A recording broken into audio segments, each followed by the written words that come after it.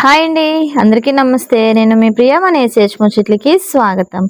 ఈరోజు మన వీడియోలో టాపిక్ వచ్చేసి సంబరాలండి. అదేంటనుకుంటున్నారా? మన బుడ్డోడైతే నేషనల్స్కి వెళ్ళారని అందరికీ తెలిసిందే కదండి. చక్కగా కప్ అయితే గెలుచుకున్నాడు. అయితే ఫస్ట్ ప్రైజ్ అయితే రాలేదు, కానీ ఛాంపియన్గా లేడు, కానీ బెస్ట్ పర్ఫార్మర్ కింద సెకండ్ వచ్చాడనమాట. ఏదైనా సరే అంతవరకు వెళ్ళడం అనేది చాలా గ్రేట్ కదండి. అంత చిన్న బాబు చక్కగా అబకస్ వేల మీద అలాగే కిట్తోని విజువలైజేషన్ కూడా చాలా బాగా చేస్తాడనమాట. చక్కగా సక్సెస్ అయ్యి వస్తున్నందుకు స్వీట్ అయితే చేస్తున్నాను. చాలా ఈజీగా 5 minutesలో అయిపోతుంది స్వీట్ వచ్చేసి. అసలు ఆ స్వీట్ ఏంటనేది మనం వీడియోలోకి వెళ్ళి చూద్దాం, వచ్చేయండి.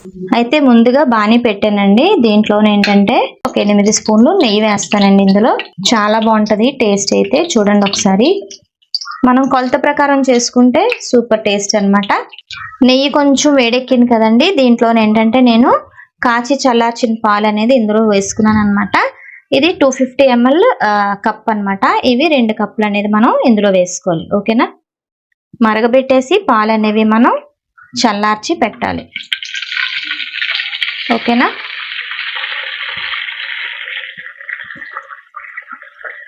కరెక్ట్గా మనకి 2 కప్పులు పాలు అనేవి వచ్చాయి. చూస్తున్నారు కదా, ఇదంతా కొలతేనండి. సో దీన్ని కొంచెం మరిగిద్దాం అనమాట. చిన్నదే, ఎక్కువగా అయితే కాదు. చాలా బాగుంటుందండి టేస్ట్. వితిన్ 5 minutesలో మనం ఈ స్వీట్ని తయారు చేసుకోవచ్చు అనమాట. అలాగే మనకి పండగలప్పుడు ఇలాగా ఏదైనా అకేషన్స్ ఉన్నప్పుడు, అలాగే ఎవరైనా ఇంటికి వచ్చేటప్పుడు ఇన్స్టెంట్గా చేసి పెట్టచ్చు అనమాట. సో ఇక్కడ చూస్తున్నారు కదండి, నెస్లే వారిది ఎవ్రీడే మిల్క్ పౌడర్ వాడుతున్నాను అనమాట. తరచుగా ఇదే వాడుతూ ఉంటాను. కొలత ప్రకారం చెప్పాను కదండి, 8 స్పూన్స్ గీ వాడాను. అలాగే 2 కప్స్ అంటే 250 ml కప్స్ అంటే మనకి ఒక 1/2 లీటర్ మిల్క్ అనమాట, అది వేసాను. ఇప్పుడు ఇవి కూడా నేను ఇందాకలా పాలు ఏదైతే కొలత తీసుకున్నానో అదే కప్ యూజ్ చేస్తున్నానండి. అదే కప్ యూజ్ చేసి పౌడర్ని కూడా కొలుద్దాం ఒకసారి, వచ్చేయండి. సో ఇది కొంచెం మరిగింది కదండి. దీంట్లోనే మనం 6 కప్పుల పౌడర్ అనేది దీంట్లో వేసుకొని ఒకసారి కలుపుకుందాం. ఓకే. అయితే ఉండలు కట్టేస్తుందేమో అని ఒక భయం అయితే మనకు ఉంటుంది కదా. మనం వేసిన తర్వాత ఒకసారి ఇలా కలుపుకుంటూ మిగతావి కూడా వేసుకుందాం. ఓకేనా? అయితే మనం దీన్ని సిమ్లో ఉంచుతూనే మనం దీన్ని ఇలాగా స్టిర్ చేస్తూ ఉండాలన్నమాట. ఇప్పుడు ఈ స్వీట్ ఎందుకు చేస్తానంటే మా మయాంకి స్వీట్ అంటే చాలా ఇష్టం అనమాట. మయాంకే కాదండి, పిల్లలందరూ కూడా చక్కగా ఇష్టపడి తింటారు.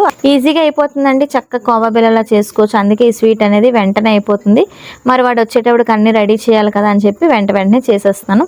అయితే కొంచెం కొంచెంగా వేస్తూ నేను దీన్ని ఇలాగా కలుపుకుంటున్నాను. చూస్తున్నారు కదా.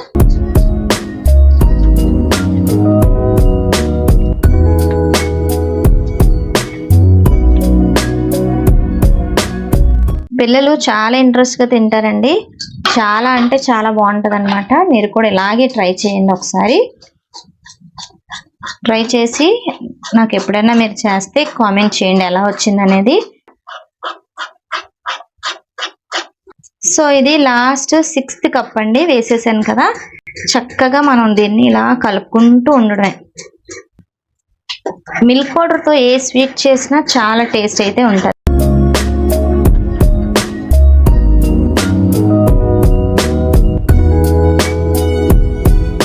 చూసారు కదండి, దగ్గరికి అవుతుంది కదా. ఇప్పుడు ఏంటంటే నేను ముందుగానే షుగర్ పౌడర్ అనేది నేను మిక్సీ చేసి పెట్టాను అనమాట. సో ఆ పౌడర్ అనేది దీంట్లో 1 కప్పు వేస్తాను. మనం ఎక్కువ స్వీట్ కావాలనుకుంటే 1.5 కప్ వేసుకోవచ్చు.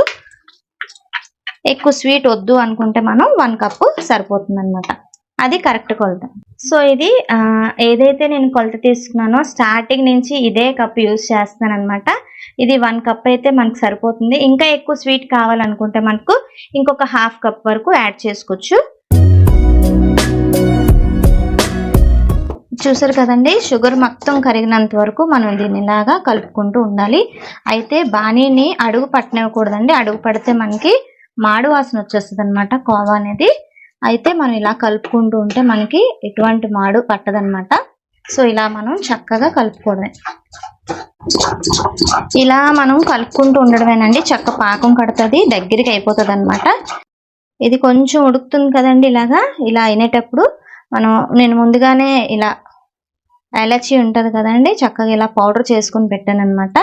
చక్కగా ఇది వేసుకుంటే మంచి ఫ్లేవర్ వస్తుందండి. సో ఇలా మనం కలుపుకుని దగ్గరికి అయ్యాక స్టవ్ కట్టేసి ఇంకా మనకు నచ్చిన షేపు కోవా బిళ్ళలు చేసుకోవడం అనమాట. ఇది ఇన్స్టెంట్ గా అయిపోతుంది, నాకు చాలా ఈజీ అయిన వర్క్ అనమాట. సో అందుకే ఇది ఇలా చేస్తున్నాను. అయితే మనం ఇలా కలుపుకున్నాం కదండి, కొంచెం దగ్గర అయితే పడింది కదా మనకి. ఇప్పుడు నేను స్టవ్ అనేది ఆపేస్తాను. చూడండి, ఈ కన్సిస్టెన్సీలో వచ్చినంత వరకు మనం దీన్ని చక్కగా కలుపుకోవాలన్నమాట. ఓకేనా? అయితే నేను స్టవ్ అయితే ఆఫ్ చేసేస్తాను. బాగా చల్లారే వరకు ఆకుండా కొంచెం వేడి మీదే మనం కోవా బిళ్ళల్ని రెడీ చేసుకోవాలన్నమాట. సో స్టవ్ అయితే ఆఫ్ చేసాను కదండి, ఒకసారి ఇలా కొంచెం కలబెట్టేసుకుంటే కొంచెం చల్లారిపోతుంది అనమాట.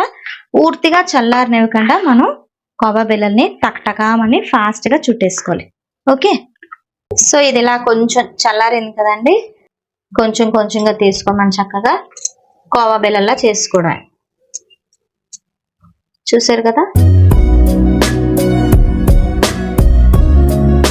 దీని మీద గార్నిష్ చేసుకోవాలంటే చక్కగా ఈ పిస్తా పప్పుని ఇలా మనం పెట్టుకోవడమే. సో మిగతా కూడా అన్ని అలాగే చేసుకుందాం. ఓకే,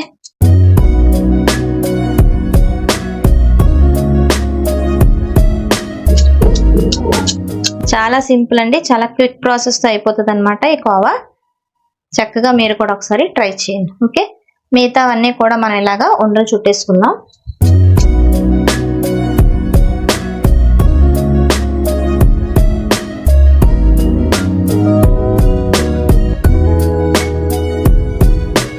మనం ఒక హాఫ్ అన్ అవర్ ఇలా ఉంచేసుకుంటే చక్కగా గట్టి పడిపోతాయండి. అప్పుడు మనం తీసి బాక్స్ లో పెట్టేసుకోవచ్చు.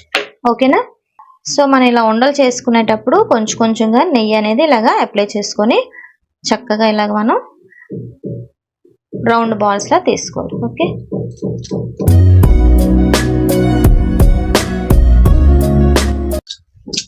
అయితే మనకి చక్కగా ఎన్నయ్యే చూసారా పాలకోవాలు, ఇంకా ఉన్నాయన్నమాట. ఇంకో 2 ప్లేట్స్ వరకు అవుతాయి మనకి.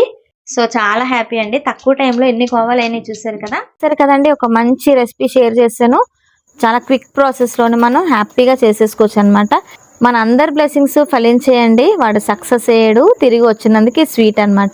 ఎలా ఉంది ఏంటనేది కామెంట్ చేయండి. అలాగే మన మయాంక్ కూడా, అందరూ కూడా కంగ్రాట్స్ చెప్పండి. ఓకేనా? ఎవరైనా సరే గెస్ట్లు వచ్చినా హ్యాపీగా మనం వాళ్ళతో మాట్లాడుకొని ఈజీగా చేసేసుకునే ఒక స్వీట్ రెసిపీ అనమాట. ఓకేనా? అయితే మరి నేను ఉంటానండి, మరొక మంచి రెసిపీతో మేము ముందుకు వస్తాను. అంతవరకు నేనైతే సెలవు తీసుకుంటాను. సమస్తలోక సుఖినో భవంతు.